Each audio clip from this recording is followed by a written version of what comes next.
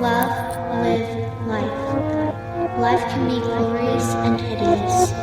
Stick your feet to the ground, but don't think you are counted out. Don't let the wind pull you and tear you apart. Let yourself live freely and love, and you'll be happy. No limits. Just keep on.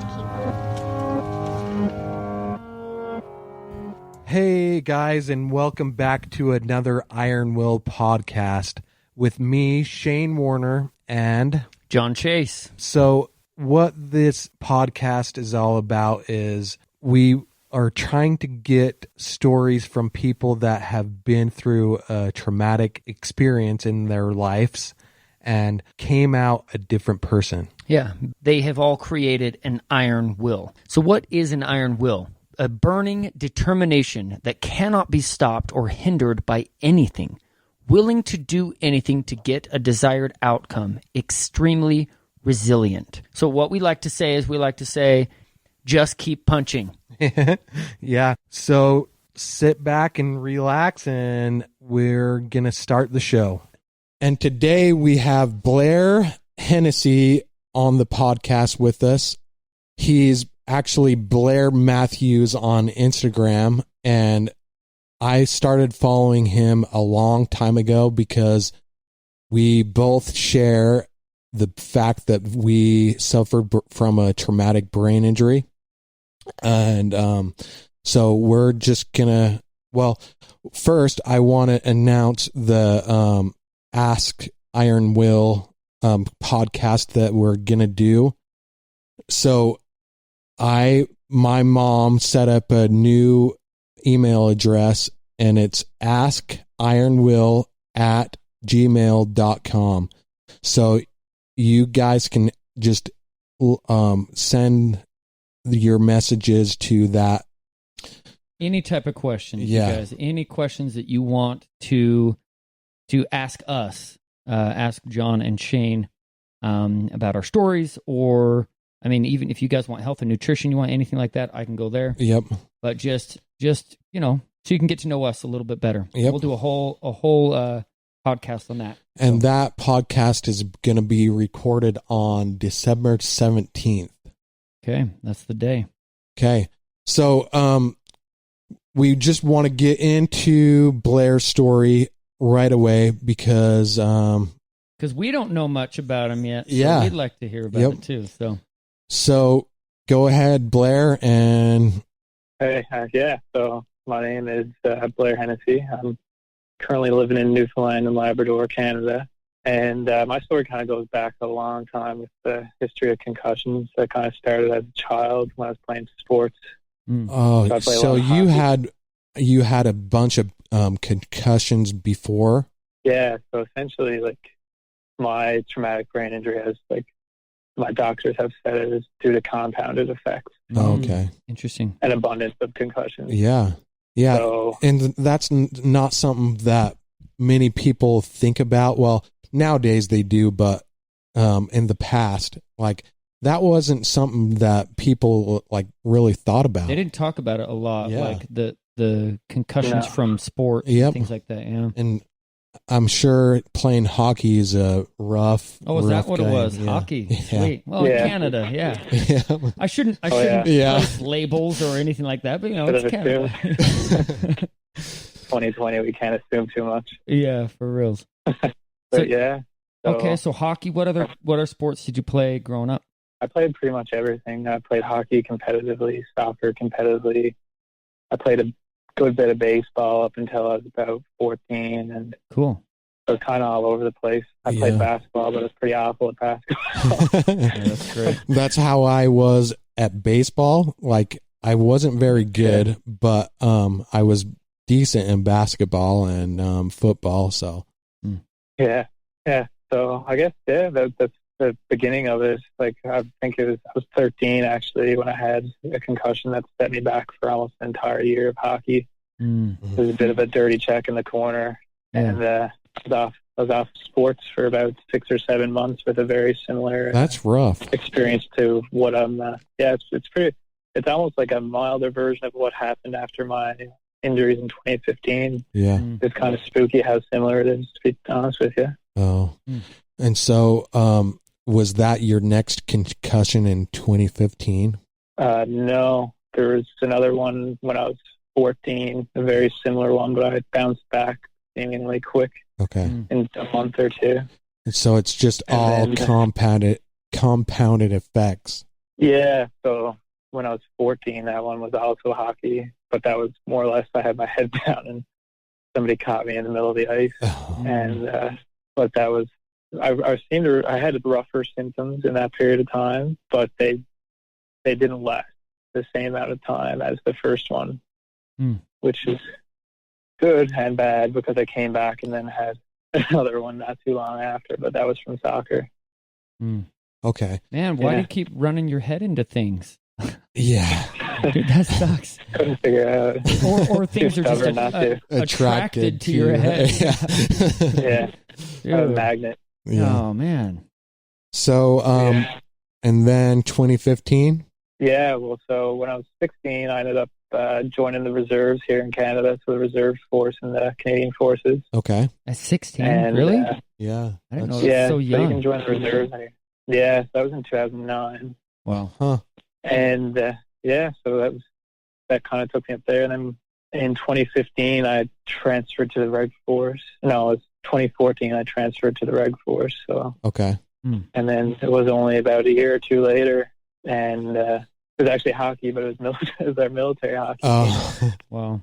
And there's supposed to be no checking because it's unit sports, and then we were playing against another battalion for yearly competition, and the dude just ran me over because I guess we were beating him. He got a little stooky, and yeah, that happened. That's kind of funny to think about. Like, I guess it's not out of the normal for anyone besides Canadians, but like I can picture the Army like playing hockey and stuff like that. It's hard for me to picture it like American, yeah, but that's cool.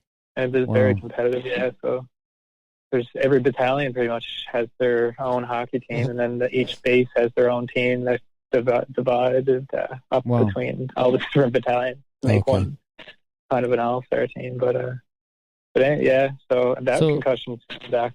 So bad, what happened? Yeah. So this one, like you said, he ran you over, but explain what that is, because I don't play hockey. Yeah. Hockey. So basically, I was carrying the puck up the far side boards, and I was cutting into like on the offensive zone blue line, and the guy just came right at me for a check, and there wasn't supposed to be any checking, and my head was up, but it wasn't looking that direction. And then when I cut in, and he cut into me, and I had like a brief 10-second loss of consciousness. They didn't stop playing because I don't know. And I crawled to the bench, and it's funny because the first 24 hours, well, probably 12 hours, I wasn't feeling too bad. And then it was about 12 hours later, that's when things started really getting bad. And so I saw the doctor the next day, and I was vomiting pretty profusely, and I was really dizzy. I was having a real hard time. Yeah. And you said you felt trapped in your own body.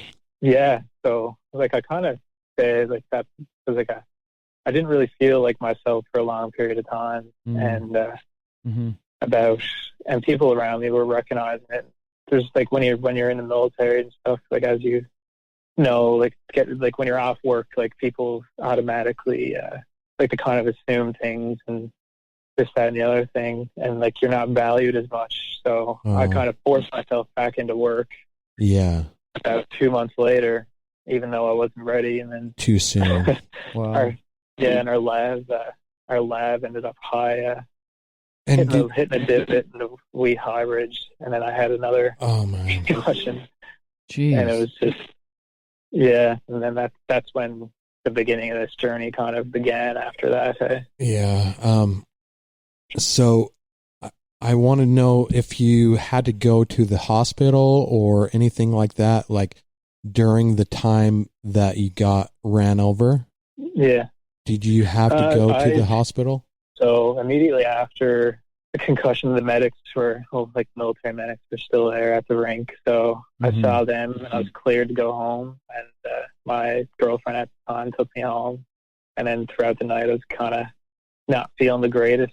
Right. And we ended up going to the field doctor again the next morning. And then there was a couple of hospital trips within, I would say, a week, because I couldn't get the vomiting and like balance things under control, really. Yeah. And I think the majority of the hospital trips were post lab, like high, like when we high ended. I can't remember the term.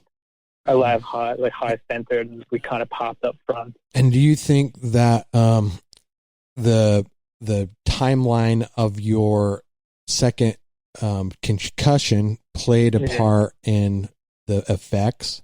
I think it had to, and most of the doctors that I see and the physiotherapists that I still see are kind of thinking the same thing. It's just how short-lived, because they were, I think it's about 10 weeks total between the one in January and the one that was early March. Okay.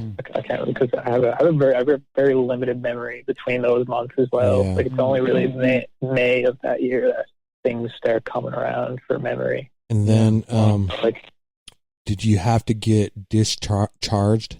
Yeah. So what happened after 2015 is I ended up coming back to work in May, and I thought things were okay, but I was still really dizzy, and I had this tremor on my left side. Yeah. And like my short-term memory and working memory just wasn't doing what it had to do. So I was in Gagetown, which is in New Brunswick. It's a training base, and we were support for an infantry officers course, and I had to do some navigation and lead some recce's, and I couldn't get I couldn't just comprehend basic things, like basic map and compass just weren't coming to me, like trying to get places in the dark. Like I couldn't, like every time I'd shoot a bearing, the opposite of what I was shooting was like what I'd normally do. I had to do the opposite to get it to work for some reason. Like, so you were like the lead man at that point of training? For training. Okay. Yeah, I wouldn't say the lead man, but like in the section, I was the 2IC of the section. So I guess I was leading groups of 4 or 5. Yeah. Okay. But I should. Right. Probably shouldn't have been. Yeah. They're like, what's wrong with this dude? Why is he telling us what to do? Yeah. And then, dude.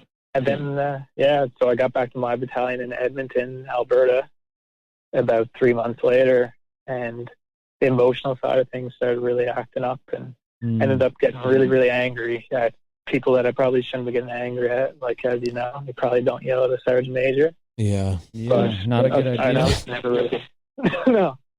So I wasn't in control, and it was actually that sergeant major that I got really angry at. That's like, you need to go get this stuff figured out. Yeah. Yeah. Sure. Well, and it's good that he could see the signs, you know?